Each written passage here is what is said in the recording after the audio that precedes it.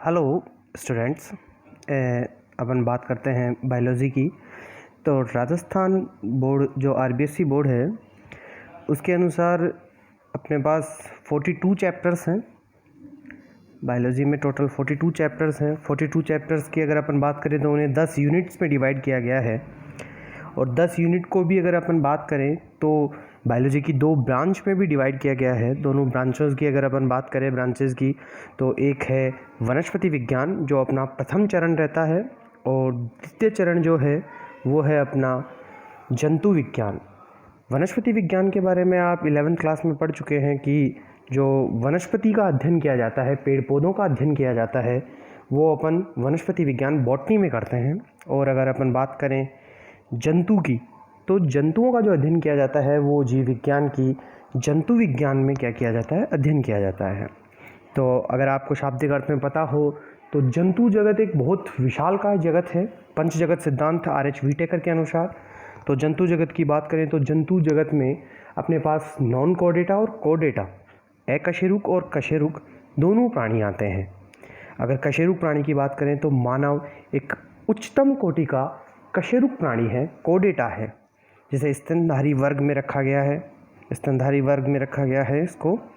अगर अपन बात करें कॉर्डेटा के स्तनधारी वर्ग में, तो मैमल्स, जिसे स्तनधारी वर्ग या मैमल्स कहते हैं, तो उस मैमल्स में बात करें तो मानव एक इंटरेस्टिंग स्पीसीज रही है, एक बहुत ही जिज्ञासु प्रणाली वाला प्राणी रहा है, और मानव की ही बारे में बहुत अधिक अध्ययन करना चाहता है। तो आरबीएससी राजस्थान बोर्ड के द्वितीय चरण में, मतलब जंतु विज्ञान में, आपको सिर्फ और सिर्फ मानव के बारे में ही अध्ययन करने को मिलेगा। और यहाँ अपन यूनिट स्टार्ट कर रहे हैं, यूनिट नंबर 6। और आपको मैं बता दूँ, यूनिट नंबर 1 से लेकर 5 तक जो है वो यूनिट है वनस्पति विज्ञान की। उसके बाद 6 नंबर की जो यूनिट है वहाँ से स्टार्ट होकर 10 नंबर की जो यूनिट है, 10 तक यूनिट जो है वो आ जाती हैं किसमें, जंतु विज्ञान में। अगर अपन बात करें यूनिट नंबर 6 की, जो अपनी जंतु विज्ञान की पहली यूनिट कहलाएगी, तो उस यूनिट का नाम है मानव कार्य की फर्स्ट। मानव कार्य की फर्स्ट की अगर अपन बात करें तो मानव कार्य की, मानव प्लस कार्य की मतलब मानव के क्रिया कार्य के बारे में बात करेंगे अपन। तो सबसे पहले अगर आपको बता दूं तो सभी जीव कोशिकाओं के बने होते हैं। कोशिकाओं से उत्तक, उत्तक से अंग और अंगतंत्र, और फिर एक शरीर का निर्माण होता है। तो अगर अपन बात करें मानव कार्य की परिभाषा की, तो मानव कार्य की परिभाषा बहुत ही शाब्दिक अर्थ है। अगर अपन निष्क्रिय रूप से देखें कि मानव शरीर में उपस्थित विभिन्न अंगतंत्रों की जैव रासायनिक क्रियाओं का अध्ययन ही क्या कहलाता है, मानव कार्य की, या फिर अपन कह सकते हैं मेडिकल साइंस। जैसे अगर अपन बात करें डॉक्टरी की तरफ, तो जैसे कार्य का वैज्ञानिक अध्ययन ही क्या कहलाता है, मानव कार्य की। हृदय किस तरीके से गति करता है, पंप करता है। किडनी जैसे किस तरीके से निषंद का कार्य करती है, निषंद मतलब आप कह सकते हो यूरिन फॉर्मेशन का। श्वसन, जैसे अगर अपन बात करें फेफड़ों के स्तर पर किस तरीके से गैसों का आदान प्रदान होता है। ये सब क्रियाओं का अध्ययन अगर अपन मानव के अंदर देखते हैं, अपने को बाहर से तो दिखाई नहीं देते हैं, लेकिन अगर अपन आंतरिक रूप से अगर देखना चाहें तो अपने को पता चलेगा कि मानव की क्रियाएं इस तरीके की हैं और मानव इस तरीके से कार्य कर रहा है। अगर अपन बात करें ह्यूमन एनाटॉमी की, तो एनाटॉमी एक मेडिकल वर्ड है, एक टेक्निकल वर्ड है। ह्यूमन मानी अगर मानव, और एनाटॉमी एक टेक्निकल वर्ड है और मेडिकल वर्ड है, मेडिकल टर्म्स में यूज़ करते हैं। एनाटॉमी मतलब आंतरिक। तो ये सब क्रिया विधियाँ आंतरिक है। हृदय का पंप करना मतलब गति करना, स्पंदन। अगर निषंद करना किडनी का, जो आप वृकक है उसका निषंद करना, ये सब मानव के अंगतंत्र की संरचनाओं का ही वैज्ञानिक अध्ययन है, मानव कार्य की। इसकी अगर अपन बात करें तो ये अपना शाब्दिक, या फिर आप कह सकते हो अपनी क्रिया हो गई है कि अब अपने को इस मानव कार्य की इकाई में यही इन्हीं चीज़ों का क्या करना है, अध्ययन करना पड़ेगा। अगर आपको थोड़ा बहुत ही सहज लगेगा, आपको बता दूं कि आरबीएससी में मानव कार्य के भी 2 भाग बना दिए गए हैं। विद्यार्थियों को सरलता से अध्ययन प्राप्त हो सके, इसलिए वैज्ञानिकों आरबीएससी में 2 मानव कार्य के अलग अलग पोर्शन बना दिए गए हैं, भाग बना दिए गए हैं, मानव कार्य की प्रथम और मानव कार्य की द्वितीय, सेकंड।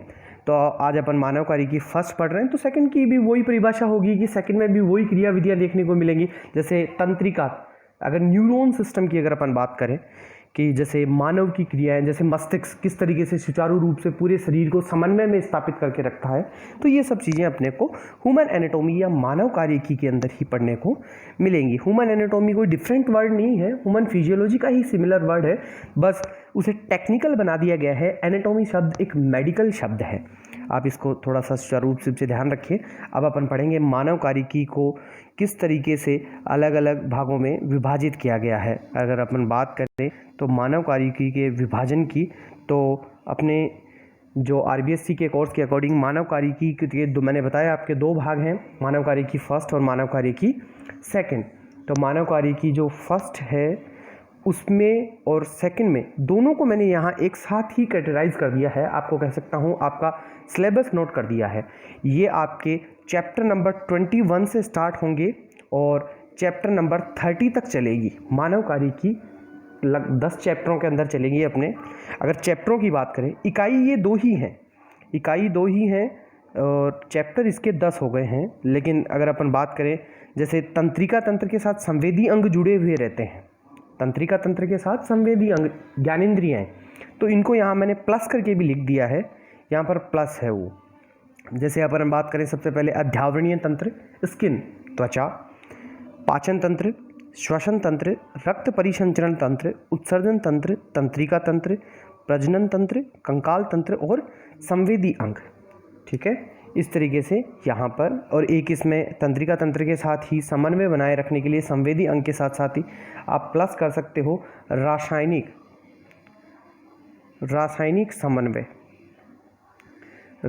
समन्वय। जैसे अगर अपन बात करें रासायनिक समन्वय की, तो रासायनिक समन्वय में हार्मोन्स आ जाएंगे अपने पास।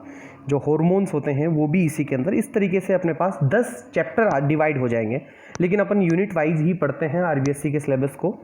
तो ये चैप्टर्स, इनके बारे में आप लगभग 10वीं कक्षा से भी आप थोड़ा बहुत मार्गदर्शित जानते हो। जैसे पाचन तंत्र के बारे में जानते हो कि भोजन का किस तरीके से पाचन होगा, श्वसन तंत्र गैसों का आदान प्रदान कैसे होगा, रक्त परिसंचरण तंत्र हृदय कैसे स्पंदन करेगा, रक्त का पूरे शरीर में कैसे समन्वय होगा, किस तरीके से स्थानांतरित होगा, उत्सर्जन तंत्र जैसे आप कह सकते हो कि वृक्क का किस तरीके से जो कार्य है मूत्र का निस्यंदन करना और उसको फिल्टराइज करना, आप कह सकते हो परानिस्यंद द्वारा फिल्टर करके मूत्र का निर्माण करना, रक्त को छन्ने के बाद तंत्रिका तंत्र पूरा समन्वय बना के रखता है। प्रजनन तंत्र भी इसी मानव कार्यकी का हिस्सा है, क्योंकि प्रजनन तंत्र का मुख्य कार्य है अपने समान ही संतति को क्या करना, उत्पन्न करना। प्रजनन तंत्र अपने समान ही क्या करेगा, संतति को उत्पन्न करेगा, क्योंकि जीवन का अस्तित्व बनाए रखने के लिए प्रजनन तंत्र अति आवश्यक है। कंकाल तंत्र जो है शरीर का ढांचा या फिर आप कह सकते हो एक सुचारू स्वरूप बनाने के काम में आता है, जिसे भी अपन पढ़ेंगे। तो आज अपन चैप्टर 21 स्टार्ट करेंगे। अध्यावरणीय तंत्र के बारे में अपन पढ़ना। अध्यावरणीय तंत्र के बारे में अगर अपन पढ़ते हैं तो अध्यावरणीय तंत्र क्या क्या है, तो देखो सबसे पहले अगर अपन बात करें इंटीग्रेटरी सिस्टम्स की, तो अध्यावरणीय तंत्र है ये, आप कह सकते हो त्वचा तंत्र है ये, त्वचा ही है एक तरीके की। अगर अपन त्वचा की बात करें तो आपने बहुत सी बुक्स में पढ़ा होगा कि ये सबसे बड़ा अपना अंग भी है एक त्वचा, जो अपने शरीर को बाह्य रोगाणुओं से रक्षा करने के लिए प्रथम प्रतिरक्षा प्राप्त करता है या प्रथम अवरोध है ये। आप कह सकते हो बाह्य वातावरण से सीधा ही शरीर का समन्वय स्थापित नहीं हो सकता मानव का, इसलिए मानव की पूरी सतह पर एक त्वचा का आवरण उपस्थित है। तो उस आवरण को ही अपन अध्यावरणीय तंत्र के बारे में पढ़ते हैं। लेकिन उसके कुछ व्युत्पन्न भी हैं, उसके कुछ डेरिवेटिव्स भी हैं। जैसे अगर अपन बात करें त्वचा, तो त्वचा की अगर अपन बात करें तो त्वचा से उत्पन्न संरचनाओं को अध्यावरणीय तंत्र में सम्मिलित किया गया है। अब आप पूछेंगे कि त्वचा से उत्पन्न संरचनाएं कौन कौन सी हैं, तो देखिए त्वचा के ऊपर बहुत से आपको रोम दिखाई देंगे, बाल दिखाई देंगे, तो वो भी त्वचा के ही उत्पन्न हैं। बहुत सी ग्रंथियां उपस्थित हैं त्वचा में, लगभग अगर अपन बात करें तो 50 लाख की संख्या में त्वचा के ऊपर उपस्थित संख्याएं होती हैं बहुत सारी ग्रंथियों की, जैसे स्वेद ग्रंथियाँ, पसीने की ग्रंथियाँ हैं, अश्रु ग्रंथियाँ हैं, ये सब ग्रंथियाँ यहाँ त्वचा पर ही उपस्थित है। तो देखो सबसे अगर त्वचा की बात करें स्किन की, तो मानव शरीर का सबसे बड़ा और सबसे बाह्य आवरण त्वचा है। इसका तो सामान्य ज्ञान हो ही जाएगा। जो मानव का सबसे बड़ा बाह्यतम अंग भी कहलाता है, इसमें मेलेनिन वर्णक की एक अच्छी भूमिका है। मेलेनिन वर्णक की अगर अपन बात करें तो जो त्वचा होती है वो श्वेत से भूरी रंग, डार्क भूरे रंग की तरफ या फिर ब्राउन रंग की, डार्क ब्राउन रंग की तरफ क्या होती है, अग्रसर होती रहती है। ये एक समन्वय स्थापित रहता है। जिस तरीके से ही अगर अपन बात करें तो नेक्स्ट अगर अपन बात करते हैं तो मानव की त्वचा आपको दिखाई देती है। तो देखो, अगर सबसे पहले अगर अपन बात करें तो मानव शरीर में त्वचा मुख्यतः 2 परतों से मिलकर बनी हुई है। सबसे पहले तो आप जिसे छू सकते हो, जिस त्वचा को अगर आप ऊपर की तरफ महसूस कर रहे हो, एक ब्राउन रंग की, भूरे रंग की, डार्क या ब्राइट ब्राउन रंग की अगर आपको त्वचा दिखाई दे रही है जिसे आप छू पाते हो, महसूस कर पाते हो, उसे एपिडर्मिस या अधिचर्म कहते हैं। क्या कहते हैं? एपिडर्मिस या अधिचर्म कहते हैं। अगर अपन बात करें अधिचर्म की, एपिडर्मिस की, तो मानव त्वचा की सबसे बाह्य परत जो सामान्यतः भूरे व हल्की गुलाबी रंग की भी होती है। बहुत से लोग जो बहुत ज़्यादा सेंसिटिव होते हैं उनमें ये गुलाबी रंग की भी देखने को मिलती है। जैसे अगर अपन बात करें बाह्य वातावरण के अनुरूप इसका रंग परिवर्तित भी हो सकता है। जैसे सूर्य के प्रकाश में मेलेनिन का स्रावण बहुत अधिक हो जाता है तो वो भूरे रंग की हो सकती है, और जो लोग बहुत कम सूर्य के प्रकाश के संपर्क में आते हैं तो उनमें हल्की गुलाबी रंग की रह सकती है अधिचर्म। इसकी मोटाई शरीर के विभिन्न भागों में भिन्न भिन्न होती है। जैसे अगर आपको मैं बता दूं, जो भाग शरीर का बार बार पृथ्वी की सतह के संपर्क में आता है वहाँ पर इसकी मोटाई अधिक होगी। जैसे आपकी हथेलियाँ, पाम्स, अगर अपन बात करें तो ये बार बार सतह से टकराती हैं, और बार बार सतह से टकराएंगी तो इन्हें नुकसान ना हो इसके लिए इस अधिचर्म की मोटाई को बढ़ा दिया गया है प्रकृति द्वारा। और अगर आप बात करें कि जैसे तलवे की, जैसे अगर अपन बात करें हाथ पैरों के नीचे के भाग की, तो वो अपन कई बार बिना चप्पल के भी चलते हैं, बिना स्लीपर्स के भी अपन मूव कर जाते हैं, आगे की तरफ बढ़ जाते हैं, तो वहाँ पर भी अपने को ये देखने को मिला है। हल्की मोटी हो जाती हैं क्योंकि ये भाग समय समय पर सतह से टकराते हैं तो इन्हें नुकसान ना हो। और यही अधिचर्म आप देख सकते हो सबसे ऊपर की तरफ उपस्थित है। ये थोड़ा निष्क्रिय है, निर्जीव है, ये क्रेटिनिन प्रोटीन का बना होता है, इसलिए ये निष्क्रिय है, निर्जीव है। और इसी में अगर अपन बात करें तो त्वचा की इस परत में रुधिर वाहिनियाँ अनुपस्थित होती हैं। रुधिर वाहिनियाँ मतलब रक्त का इनमें संचरण नहीं है। रक्त का संचरण अगर इनमें नहीं है तो फिर ये वृद्धि कैसे करती हैं? तो ये अपनी नीचे सतह है, जो इनकी नीचे वाली सतह है चर्म, वहाँ से ये पोषण प्राप्त करती हैं।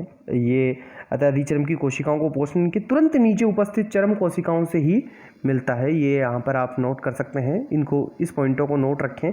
और इसका एग्जाम्पल आप अपने हिसाब से देख सकते हैं कि कई बार आपने देखा होगा ऐसी हल्की चोट लगती है कि आपकी सिर्फ ऊपरी त्वचा ही हटती है और आपको रक्त खून का बहाव नहीं दिखाई देता है, खून का प्रवाह नहीं दिखाई देता है। वो यही है क्योंकि इसमें रक्त वाहिनियाँ अनुपस्थित है। अधिचर्म का निर्माण भ्रूणीय विकास के दौरान एक्टोडर्म जनन परत से होता है। जनन परत के बारे में आप जानते ही हो कि जंतु जगत में जो विभाजन के लिए जो आप कह सकते हो मुख्य लक्षण रखे गए थे, तो उन लक्षणों में एक जनन परत भी मुख्य लक्षण था। जिसमें अगर आपको याद हो कि द्विजनन परत वाले प्राणी और त्रिजनन परत वाले, एक्टोडर्म, मीजोडर्म और एंडोडर्म, और कुछ में मीजोडर्म अनुपस्थित भी बताई गई थी, तो वो जंतु जगत से थोड़ा सा सिमिलर ही याद रखें आप। जिस तरीके से चर्म की अगर अपन बात करें अगर अपन आज चर्म की ही बात करते हैं तो चर्म की बात करते हैं जिस तरीके से, तो मानव त्वचा की भीतरी परत जो सामान्यतः हल्की सफ़ेद रंग की होती है तथा अधिकतम से 2 से 3 गुना मोटी होती है। ये इसका कार्य ये है क्योंकि यहाँ पर अब रक्तवाहिनियाँ आ गई हैं। अगर ये पतली रहेंगी तो रक्तवाहिनियाँ इसमें प्रवाही नहीं हो पाएंगी, क्योंकि त्वचा के इस परत में रुधिर वाहिनियाँ, तंत्रिकाएँ तथा संयोजी उत्तक उपस्थित होते हैं। और संयोजी उत्तक होते हैं जो WCTP वाले ज़्यादा होते हैं, इसमें वाइट फाइबर वाले ज़्यादा होते हैं। येलो फाइबर भी दिखते हैं इसमें, लेकिन सफ़ेद तंतु इसमें अधिक होते हैं। आपको बता दूं कि संयोजी उत्तक का कार्य ही ये होता है जोड़ना। संयोजी उत्तक का शब्द ही क्या है? जोड़ना, कनेक्टिव, मतलब एक दूसरी चीज़ों को जोड़ना। देखो, चर्म जोड़ रही है अधिचर्म को, एक दूसरे से जुड़ रही हैं। इस परत का मुख्य कार्य अपने ऊपर स्थित अधिचर्म को पोषण प्रदान करना व त्वचा के व्युत्पन्न को भी स्थिर रखना होता है।